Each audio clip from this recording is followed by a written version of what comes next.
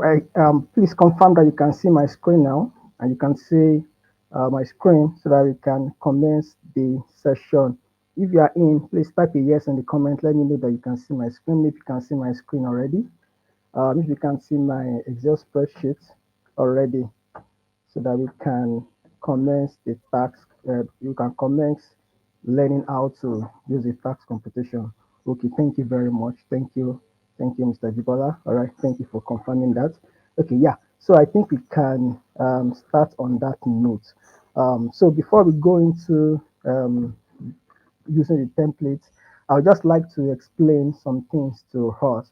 Okay, so let me just go to, okay, yeah. Okay, so firstly, um, all incomes, right, earned by individuals are now taxable, right? They are now taxable, and this includes income from digital assets. Digital assets are crypto, Bitcoin, and all the likes, that all those electronic money that we make online, prizes, winnings, honorarium, grants, award, laurels. So this just goes to tell you that all forms of incomes are now taxable in Nigeria. All forms of income is taxable from when an individual earn all these type of incomes, they are now taxable in Nigeria. All right, and then I also want you to know that the tax band, the new tax band now taxes all gross income that is zero to between 0 to 800,000. They are taxed at 0%. So what this means is that there is no tax on gross income that is with on taxable income that is from 0 to 800,000. Taxable income, please. So they are not taxable because they are taxed at 0%. Then the next 2.2 million is what is then taxed at 15%, right? And then the next 9 million is taxed at 18%. So let me now go to the spreadsheet, right? So so now what you can see here, you can see that here what I have is net income, right? What I have here is net income of 18 million. So now this what this means is that I've taken out all my expenses from my revenue, from my income. I've deducted all my expenses that are deductible for tax purposes. And after deducting all my expenses, this is the amount of net income that I have left. I hope you understand that, right? So that is what this means. So when I say net income, it means my revenue. Let's assume my revenue is in this instance, my revenue is 36 million naira, right? And then I paid suppose I'm running my business, I incurred cost of 18 million in this instance. I incurred cost of 18 million naira, right? I incurred cost of 18 million naira. So that is what will give me cost of 18 million naira is what will give me um, net income of of 36 million naira minus 18. What is happening? Okay, this minus this. So that is what will give me 18 million naira net income, right? So that's because I've taken out 36 from 18. So it gives me net income of 18 million naira in a year. So this cost, of course, includes my, for instance, if I'm a business owner, right? If I buy, assume I buy provisions for resale. So that provisions, the cost of the provisions I buy is what comes into this line as cost. All of the costs I incurred to buy the provision, to pay for my shop rent, to pay for diesel that I use to power the store, right? All of those costs comes in here, and I take it out of my revenue, and I have a net income of 18 million, right? Let's also consider a remote worker, for instance, somebody that works from the house and earns money from online, right? From an online source, right? So all of the incomes that comes in, right? Maybe for instance, revenue from YouTube AdSense is 36 million, or revenue from Fiverr, or revenue from your employer, your offshore employer is 36 million. That's the income you earn. So, but then in executing your work, you also incurred some costs, right? You paid for data, you paid for you incurred some running costs, to pay for transportation to and fro, where you went to deliver services. All of those costs would come in into here, right, as your cost. And then you take all of that out to arrive at your net income, right? So any form of business you do at all, or any form of profession, anything you do at all to make money, you need to take out the costs that you have incurred to arrive at your net income, and that is what then goes into your computation. So this is assuming that you do not um, this is assuming that approach is assuming that that is the approach you really apply when you don't have a structured employment contract for yourself. So when you have a structured contract for yourself, it then means that you'll be paying yourself salary. Then in that instance, what you are going to be doing is different, right? So if you are paying yourself salary, all you'll be doing is different. So, but this position is a case situation where you are actually not paying yourself salary, and you are considering and you are taking out the net income for the purpose of determining your tax liability, right? So I also talk about that before we end the session today. All right. So if that is what you have done, net income, you then bring your net income here, right? And then you're allowed to take out pension. That's if you contribute to pension scheme. So pension is a social security arrangement that has been put in place by government. It's been on for so long now, since 2004, right? And what it does is that it allows people to contribute that scheme, save towards their future, right? So you're allowed to save you, and then you yourself also have to make contribution of 8%. Sorry, the employer will contribute 10%, you make contribution of 8%. That makes up 18%, right? So, but you can actually do more than 8% if you like, right? You can increase it. So any additional contribution you make is considered your voluntary contribution, additional voluntary contribution. So you can actually do more than 8%, and your employer does 10.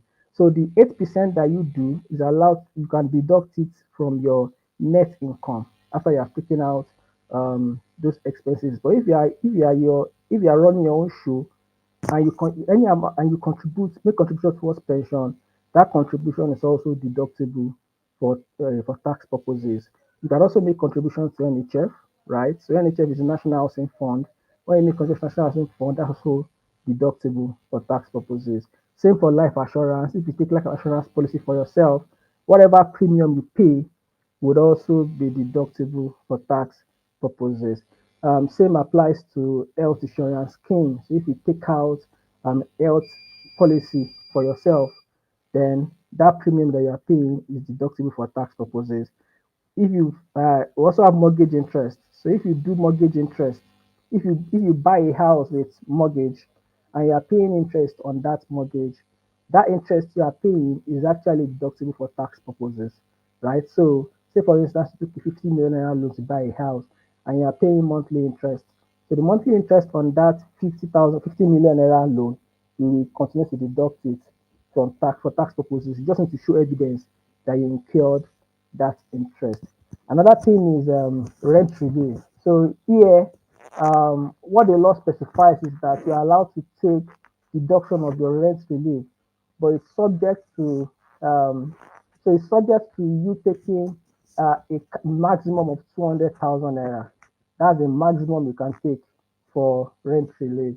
So in this instance, what I've assumed here is actually a rent of 2.5 million. That's what we have in this example. So with a rent of 2.5 million, you are supposed to take the minimum of 500,000 or 20% of your actual rent, right? So in this instance, 20% of 2.5 million is also 500,000. So this person is taking 500,000. So, but if we change this assumed rent to 2 million naira, for instance, right? And we change the rent to 2 million naira, and I come here and I change it to 2 million naira as rent, it means the relief this person will get will reduce to 400,000, because 400,000 is now lower than 500,000. So it's the minimum of 20% of your gross income and 500,000 naira. So 500,000 is the cap. That's the highest anybody can get, right? So even if your rent is 10 million, it means you can't get more than 500,000 500,000 as rent relief. So that is how I've calibrated this formula. So if I change this now, so this formula will help you. So if I change this to a rent of, let's say, a rent of 5 million naira, right? You see, the rent relief will still be 500,000. So it can never exceed 500,000 for anybody. So now you, after you've done all of this, so again, your your contribution, you can increase it beyond the minimum 8% that is allowed, that is required. Your NHF deduction, of course, you can also increase that. So these are the ways you can actually manage your taxes. Life assurance, you can also do, can pay higher premium so that you have more of your incomes being taken away without taxes. Same for health, and then for mortgage interest. All right. So that is how you arrive at your taxable pay. So when you take out all of this, you arrive at your taxable pay. Yeah. So people have been asking me that how can I reduce my taxes, right? So this is one of the ways that you can reduce your taxes. There are other ways actually. There are other things you can do. For instance, the law allows you to take, if you have if your employer, right, has given you any assets to use, right, other than accommodation, right? You can actually, instead of that entire asset to be taxed in your hand as BIK, it's only 5% of the value of the asset that will be taxed in your hands. So for business owners, for instance, instead of use your money from your business, your profits to buy a car and for yourself, right, to use and register in your name, you can actually use the company's fund, buy the car in the company's name, and then you use it, and then you begin to use the car yourself. So the car is owned by the company, and then what is taxed in your hands will only be 5% of the value of the car, right? That is saving a lot of money, as opposed um, taking the monies taking the monies out of your already taxed income. I don't know where you get that. So if you take the money and use your already taxed income to buy the car, it means you're actually paying tax on the entire value that you have invested in that car. So, but if the business buys the car with income that has not been taxed at all, and the business owns the car, and you drive the car, you use the car personally, only 5% of the value of the car will be subject to tax in your hands. That's a lot of savings for anybody, right? That will want to take advantage of that. So that's one of the ways you can actually manage your taxes. All right. So again, remember, in coming up with your net income, right? You are only taking out the cost that relates to this revenue. That's the cost you incurred to generate this revenue. So you are not including personal expenses, you are not including private expenses, just costs that you incur to generate this revenue. All right. And again, you are allowed to deduct your pension contribution if you have made pension contribution.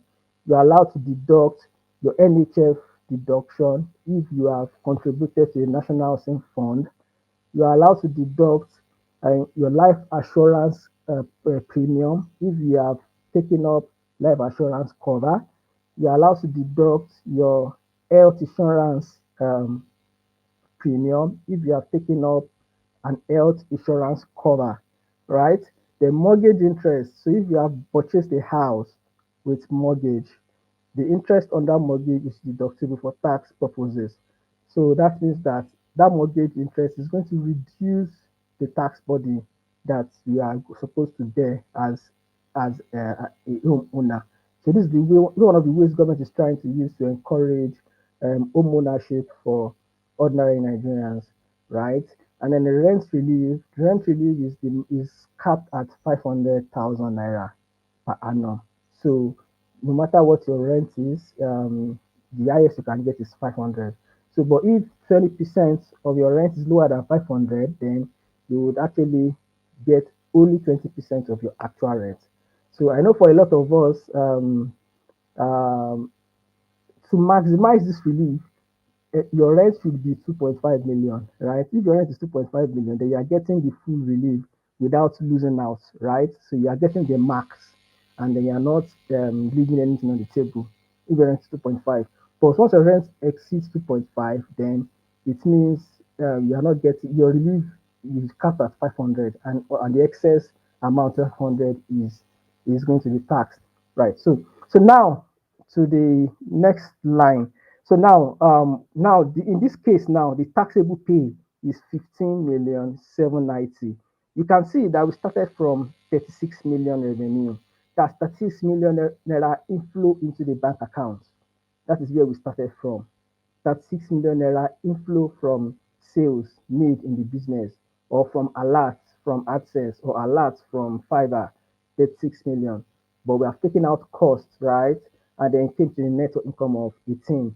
Now we are talking taxable pay of 15,790,000. So you can see that it's not your total income, total revenue that is subject to tax. So it is only this 15,790,000 that will be subject to tax. So now, how do we calculate the tax? So let me just run you through this. So now, the first 800,000 will be taxed at 0%, right?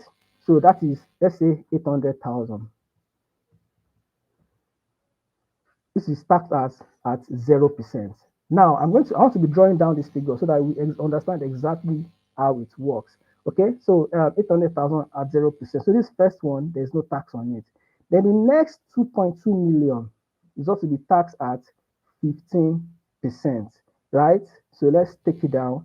So the next 2.2 million is this. It will be this one plus 2.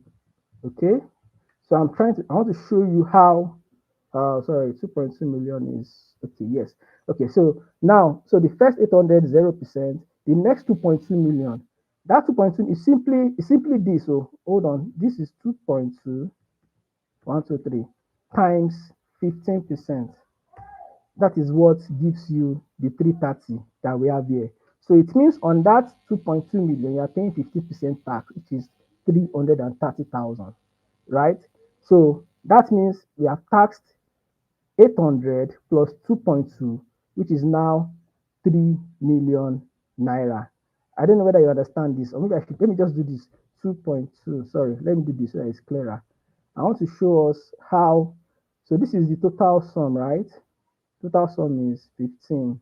So I want to do, I want to be reducing it, right? So that we would get how, okay.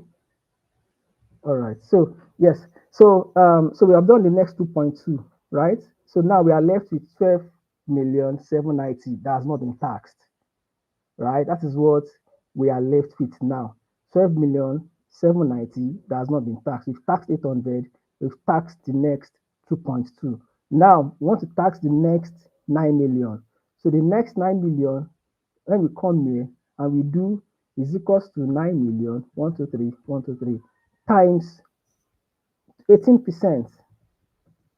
It gives us 1,620,000, which is what we have here, right?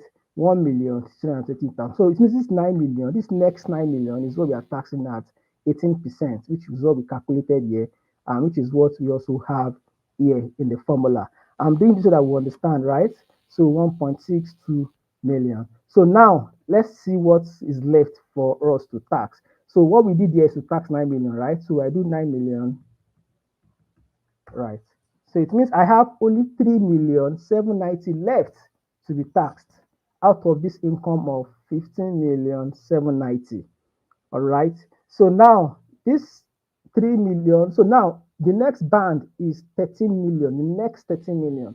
But I don't have up to 13 million again, right? Because what is left is only 3,790,000. So because I don't have up to 13 million naira, I can't do 13 million times 21%. Yeah, you understand, right? So because let me show you, if I do 13 million, right, times 21%, I'll be having another tax of 2.730. That's a lot. That's overstating my tax. So I will only tax what is left, which is 3,790,123 times 21%, times 21%. which is 795,900, which is what I have here. All right. So at this point, I've exhausted all my tax. Remember, what I taxed here is only 3,790,000, right? So I've exhausted all my taxable income, and that is where my tax band ends, and that's where my computation ends. So it means at the end of the day, my tax liability is the summation of all these guys, which will give me 2.745900. That's my total tax for the year. All right. So now, depending on how I've structured my business, if for instance I've structured my business in a way that I have employment contracts, right? Um, my employment, I have even though it's a business name that I own, I also have a contract, or if I have incorporated a limited liability company, I also have an employment contract that says, even as the director of the company, this is the amount of salary I will earn on a monthly basis. Then it's different. I will explain now. So if your salary, your gross salary from that employment contract that you have drafted for yourself, if your gross salary is okay, let's use the same figure. If your gross salary is 36 million, right? The gross salary is 36 million, right? From that, okay, sorry, no, no, no. Do not just do that. That will create confusion. I don't want to change the okay, let's go ahead. Gross income of 36 million from that same from okay, no, no. So this business that earns 36 million, right? Let's assume I get gross salary of 12 million from this business that gives me 36 million revenue. Let's assume I have gross salary of 12 million. So what would be the implication? So this is my gross salary, right? In this case, I'm taking my gross salary straight to the calculation. So I won't be using net income because now I have an employment contract, right? So I'm going to take this, it's going to be my gross salary. So I'm going to change this to gross salary because now we are talking about I'm under an employment contract, right? So I'm changing this to gross salary, and this will be my gross salary is 12 million naira. That's the total amount I pay, the total amount of salary on my employment contract as my gross salary. So now I'm entitled to pension, right? And you actually need to make that contribution to pension, to the pension scheme for you to deduct it because the tax authority will ask for evidence of that deduction. So if my gross salary is 12 million and I'm doing pension contribution of 8%, I'll be doing 960,000, right? That's 8% of 12 million is 960,000 naira. Then if I contribute to NHF is is determined based on my basic salary. So if I do contribute to NHF, that would also come in here. If I do, if I take up a life assurance policy, that also comes in here. So let's assume same premium of 120,000 in a year. Then health insurance cover of 150,000 in a year. No mortgage interest for this guy. Let's assume same rent of 2.5 million naira, right? So my taxable pay in this case would be 10 million 270. Please, if you have any question, feel free to drop in the comments, and I would answer your question. All right. So now taxable pay is 10,270,000. So same way, we would run the computation same way. First 800 0%, the next 2.2 million at 15%, the next 9 million at 18%. So now what is left of this pay? Let's check it out. Minus the sum of this, sum of everything. Let's see. So okay, so we have taken excess at some point. So yeah. So now, so the first 800, right? That will be fine. Then the next 2.2, all right, that will be fine fully. So we still have, so at this point, the next 9 million, what we have left here is not up to 9 million, right? It's not up to 9 million again. So it means it's only 9 million that will be subject to tax at 18%. So I would now come here and do, I will not, sorry, only 7.2 million, sorry, what we have left. So I will now do 7,270 times what is the applicable rate? 18%. All right. So it means what I'm going to have left to tax here is not up to 9 million anymore. So I will only tax what is left, right? And that is 1308. So it means that the tax liability, because of under my employment contract, would be 1.638 million. And because I'm under an employment contract, I am required by law to pay this tax on a monthly basis. So every month that you get your salary, you need to deduct the tax, right, and pay it over to the tax authority on a monthly basis if you are under salary. So you see, it's quite different. So if you're under salary, what you'll be doing is what we call payee, pay as you earn. So you'll be under a pay as you earn scheme. As you are earning your income every month, you will pay the tax to the tax authority. And remember, this is because you are under an employment contract. So you structured your business in such a way that it pays you salary on a monthly basis. And what this does for you is that you're able to know for sure. So you have a fixed amount that you get every month as salary. So you can plan around that. And you also know you have a fixed amount of tax that you get to pay every month, that you know it up front. You can prepare for it up front and plan for it up front and comply on a monthly basis. Right? So you don't need to wait till the end of the year. The other arrangement where there is no employment contract and you are being taxed as the business owner directly. In that other instance, what you'll be doing is direct assessment. So it means you won't need to pay any tax at all during the year. But on or before March 31st of every year, you will then need to sit down, compute your taxes from the last year, and pay everything to the tax authority before March of the following year. All right. So that is if you are operating a business name.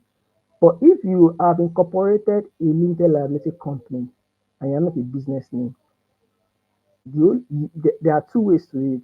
Again, to under that arrangement, there are two ways. So it's either you are paying yourself salary as it is, as you have discussed now. If you are paying yourself salary as you have discussed, the screen is blurry. I'm watching from your YouTube channel. Okay, why is it blurry? Okay, let me see if I can add a little bit more brightness. Screen is blurry. Okay. Okay, so let me see brightness. Okay, and it may also be a network from your end. You may also need to check your network provider. I hope it's better now. Okay. All right. So if you have incorporated a limited liability company and you have an employment contract, then it will work the same way. So you pay yourself salary, right? And then that salary will be is what will be considered, and you will determine your taxable pay, and then complete your PAYE taxes and pay your salary on a monthly basis. But if you don't have but that is if you have an employment contract. But if you don't have an employment contract and you have incorporated a limited liability company, your personal your you won't have any basis to actually be taxed under the personal income tax regime, right? Because what would then happen is that your company, the profit, whatever income that flows into your company is seen as revenue for the company. Whatever cost you incur is seen as cost for the company, and the entire profit is then subject to tax, right? Based on the company's income tax rate, right? And then when you also distribute the only way you can take money out of that type of company is by distributing dividends to yourself. When you also then distribute dividends to yourself, you will pay withholding tax on that dividend. That's a poor arrangement. So if you have incorporated a company, you then need to also come up with an employment contract for yourself so that you are taking your salary from the company, you pay your PAYE on salaries you earn from the company, and then the company also prepares its own tax returns, right? And then you prepare tax computation for the company. So if the company is in a loss position, there is no tax for you. If the turnover is below 100 million, there's no tax for you. And then if there's profit, then you pay CIT on that profit.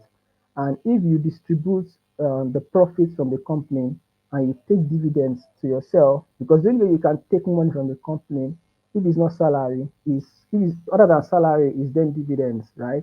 So if you take dividends out, you have evidence to subject to withholding tax at 10%.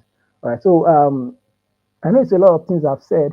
It may look like you are lost. So, but I just want it's just I know the reason I'm doing this is so that you know what is possible, and then it can also guide you, and then you can reach out to me at any point in time when you need assistance with doing any of this. So, um, so these are the things that we do actually to help our clients to stay compliant and to also be efficient, tax efficient, so they don't pay excessive tax and they don't pay taxes they don't actually owe. So you should actually pay. So we try to what we do is ensure that you pay the right amount of tax. So you don't pay more than you should pay, you pay the right amount of tax. You're not supposed to give out money to government freely. You're only supposed to fulfill your civic responsibilities to pay the right amount of taxes. And when you don't have any tax to pay, then you have no business paying taxes. That's the truth. So if you have structured the business in a way that um, you earn below minimum wage, then you don't get to pay, or you earn the minimum wage, then that is about 12 million in a year. Sorry, 1.2 million naira in a year. Then you pay, then you don't pay personal income tax, right? And then if the turnover is also not up to 100 million, then the company does not pay company's income tax. So this is not evasion, this is tax avoidance. What you're only doing is to take advantage of the provisions in the tax law to ensure that you are um, tax efficient. So on both ends, at the personal income tax level, you get to pay no tax, and at the company level also, you get to pay no tax because the company is a small company. So this will apply mostly to people that earn big, people that earn very huge amounts as um, as net income. All right. So there's a comment here: business name owners who earn salary from businesses and compete PAYE. Am I still required to pay tax on net income of the business? So as a business name owner, if you have structured your business and you have salary being paid from your business, and no, so you will not pay tax on that net income from your business because now you have fulfilled your own, you have freed your tax obligation. So the business name itself is not a taxable person for the purpose of personal income tax, right? So the only time it becomes taxable is if the owner has not actually accounted for taxes. If you haven't accounted for your personal income tax, then that is when the tax authorities will come to you and say, okay, how did you make the money that you lived on, and then how am I supposed to get, and then that's when they will now subject the business name to income tax. So in that case, it's not even the business name that's subject to income tax, it is still you. So what they are doing is to take the entire income you have made from the business and subject that to tax. So because you have not clearly defined what your income is. So if you define what your income is, and even if your business name has a profit, has profit left, and you can demonstrate that that profit was plowed back into your business, then your tax will be limited to your personal income tax. All right. So it's only if you then go ahead to take the monies from that business, then that monies will be considered as income in your hands. So, but if you don't take the monies from the business, then you are not going to the business itself is not going to pay any tax. So that is when you have clearly designed a salary structure for yourself that you use to pay your personal income tax. So in that instance, the tax authorities um, to will not bother about the business name. So that is why it's very important to structure your business, even your business name properly. All right. Another question here, please, sir, concerning the rent relief, what is the assumption that can be applied for a company with various employees, considering that rent paid by each employee may not easily be obtained? Okay, so okay, so for so okay, so these are the practical challenges, right, that we'll begin to experience come January 2026. So the act actually specifies that shall require that you provide evidence of that rent that you want to claim the relief on. So, but generally, So all employees will be requested to submit their rent agreement. That's the first step. That's what we'll see that will start playing out very soon. So, but uh, I'm not sure everybody will be able to provide rent agreement. So everybody should be able to provide rent receipts. So because you can't pay rent with cash, right? So you would have some form of evidence, maybe a transfer alert from your bank, an electronic receipt from your bank, and then your landlord should at least issue you a rent receipt, even if he's not going to sign an agreement with you, right? So uh, uh, that I think that's most likely that is what we will see play out in practice. And then for those that are able to provide rent agreement, then it's good. Then for those ones it becomes easier. So yeah, so all employees will not be able to provide, all employees will not be able to provide rent, their rent agreement. So, but at least they should give you their rent receipts, right? So the receipts from the landlord or the bank electronic receipts that they use for the transfer. So I think that will fly, that will suffice, because to a large extent, um, the FIS may be the tax authority may actually be saying agreement because they want to know the landlords and go after them and all of that. So, but it's going to be a lot of work actually, even for them to, on their hand. And if you also then consider where your employees reside, right? So if you're in Lagos, for instance, and you, of course, you have, you know, your the categories of employees you have. So for some employees, you know that clearly their rent cannot be 2.5 million, for instance.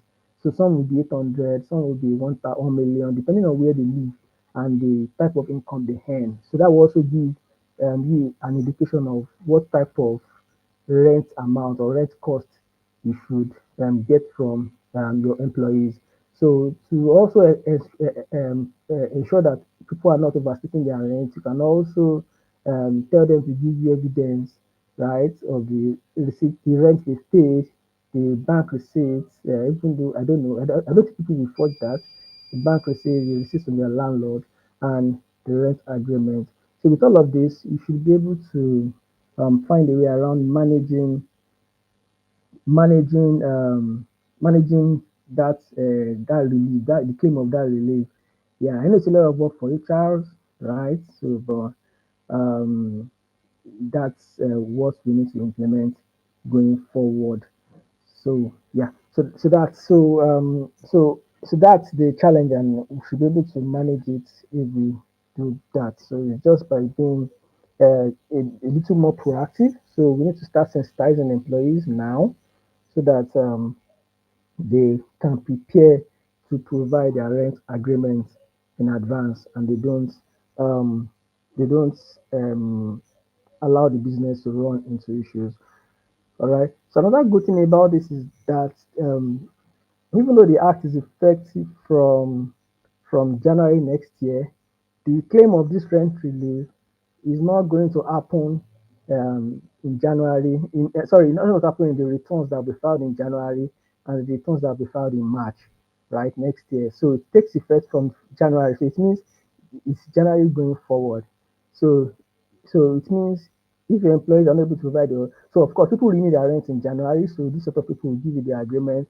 For those that renew their rent during the year, you can also ask them to provide their agreement during the year. So you continue to do reminders, like maybe you can schedule reminders monthly so that people are notified to bring their rent agreement and receipts by the time they are renewing their rent. All right. So yes, it may be, yes, somebody saying that it will be challenging to obtain rent agreement from all employees. Yes, that's the truth. I've said that already. It's challenging actually. You can imagine a company that has say 5,000 employees or even 1,000 employees, and asking um, individual employee to provide a rent agreement is difficult.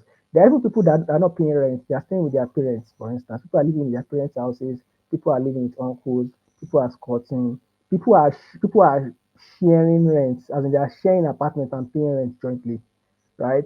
So all of these are the practical issues that will begin to see begin to experience. So how do you then confirm that the person the person is the one that paid the full rent, or the rent was shared with another person, right? So yeah, so because if you give a rent agreement for the total amount, right, you don't know if he actually has a flatmate that has shared the cost. So, but these are the practical challenges that we'll be experiencing, and of course, as we go on in the implementation, some of these things will be fine tuned, and of course, implementation guidelines may be issued by the tax authorities, and there may just be a way around it. All right. In the past, there used to be what they call is it tenement rates, or there's something that they used to have before in the past.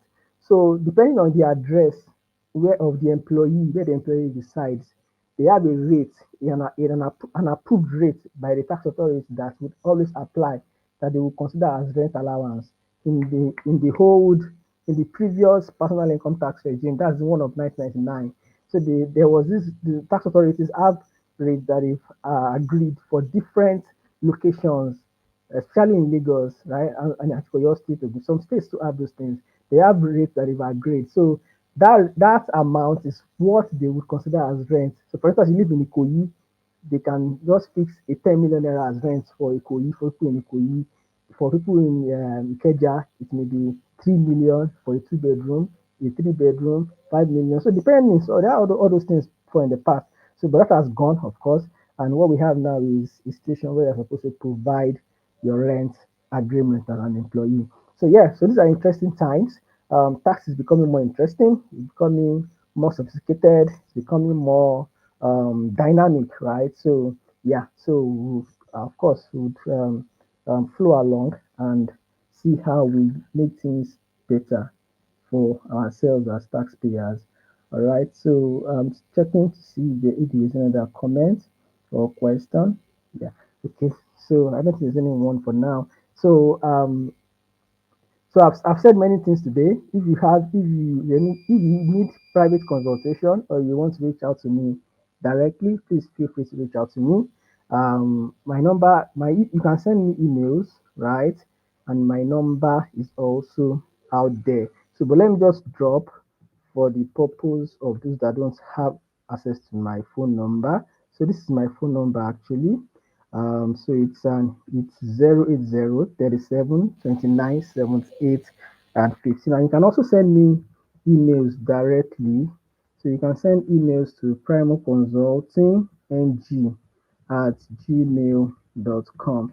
So that's my email, primoconsultingng at gmail.com. So feel free to reach out at any point, and also tell your friends. You can also let your friends know that they can see this video to see how to use the template. So I've dropped the template already. The link, I'll also put the link in the comments on this live, so that people can get access to it and use it.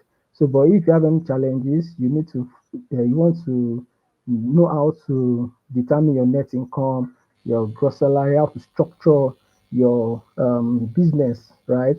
So that your taxes, both your personal income tax, your company's income tax, you want to ensure that you have optimized your tax position. Please feel free to reach out to me, and I'll be glad to assist you to do that. So again, next year is going to be interesting. So please don't stay too far from your tax consultants. So you need your tax consultant actually to weather through the tax compliance obligations. And remember, don't forget that come January 31st, your employer's annual returns is due for filing, right? That's for companies who have employees. They are supposed to file tax returns on behalf of those employees for all the personal income taxes, the PAYE are deducted from your salary throughout 2025. So that returns is due on 31st of January. Failure to file that returns attracts a fine of 500,000. It's a fine of 500,000. If you don't file that return, it's a fine of 500,000. And if you have operations in different states, for instance, you have a branch in Lagos, Abuja, Port Harcourt, that 500,000, you pay it at the different state tax authorities. So it's important that you keep this in mind. If you need assistance with the filing, feel free to reach out. Then for people in self-employed people, people running their personal businesses, people doing remote work, people who are on their own, you are supposed to file your own returns on the 31st of March. 31st of March is when you're supposed to file your returns, right? So please keep that in mind. So it's important that you start preparing ahead of 31st of March because there's a lot of work that needs to be done before the returns is filed. So you need to actually have known your income and expense and determine your net income, right? So that you need to have done that ahead so that you'll be able to so that you know your exact position and you file the accurate tax returns. All right. So I'm sure a few months ago the LRS wrote Pella, popular TikToker Pella, and slammed in tax liability. It was because he did not file, he has not been complying and he has failed to file tax returns. So, but if he has filed his tax returns and even has his tax clearance certificate, there wouldn't have been so much uproar. You would have just gone to the tax authorities to show them that I have my TCC, I filed my tax returns. And then it would then be a case of let us reconcile. What do you say I owe? And I will show you evidence and then we clear and move on, right? So it will be a show. It will be a case of okay, I've paid this much. You guys think is not enough, so how much more should I pay and all of that, and it closes there. That's a different conversation from where you have not filed at all. Where you have not filed at all, you're actually on the defensive side. You are on the you now begin to plead and beg because now you are in default. So it's very good that you are actually not in default and you are able to present your case and defend yourself um, on the right grounds. Okay, so yeah, so I'm trying to check if there's any other comments. Okay, so I can't see any comments here. Okay, all right. So I think okay, yeah. So thank you so much for the clarity. Okay, thank you, Tony. Thank you, Anthony. Thank you for dropping that comment. Okay, Daniel. Yeah, thank you too. Thank you so much, Daniel. Thank you for joining. So everyone, thank you for joining today. I truly appreciate that you joined this session. So we are 15 minutes deep into it now, and I think since there is nothing else to discuss, then we can actually just call it a day. Except probably you wanna ask questions, then I'll be willing and glad to respond to your questions. So thank you everyone that's joined the session today. Okay, yeah, Abu Salam, yeah, thank you very much. So please always feel free to reach out if you have any question. Yeah, Abu Salam, thank you too, thank you for joining the session today. All right, so we'll be having more of these live streams, right? And we have actually designed a program that we have themed tax simplified, sorry. So it's a weekly live session, right? A weekly live stream. It will be happening from next week. We are moving it to Sunday, 7 p.m. But we found out that a lot more people are available on Sundays by 7 p.m. So tax simplified we hear next week on Sunday by 7 p.m. on Sunday, and that is the time we'll be airing going forward. So it's going to be a weekly live stream. We'll be inviting experts from the industry and from practice. So we'll be inviting different people from different companies who are tax managers, people who are tax managers. Okay, sorry. Can another person hear me? Tony says he cannot hear me. Can another person hear me? Please let me know if you can hear me. Okay. So let me know if you can hear me. All right, so we'll be inviting experts from the field, tax managers of companies, tax directors of companies, partners in firms, senior managers in tax firms. So they will come here, share their own life experience, practical experiences, and then we would be able to ask questions and rub minds, right, to profile solutions to tax issues that people have, right? So that will be happening next week Sunday, 7 p.m. and that will happen on a going forward basis, right? It's going to be a weekly live session. All right, so I look forward to have you join us again next week, and I look forward to also that you bring people along with you. So don't come alone next week. Come with friends and colleagues.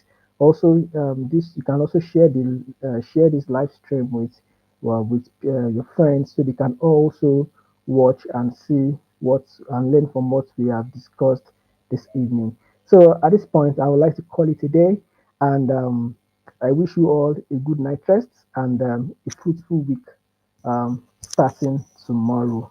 All right. So everybody, yeah, good night, everyone, and thank you for joining today.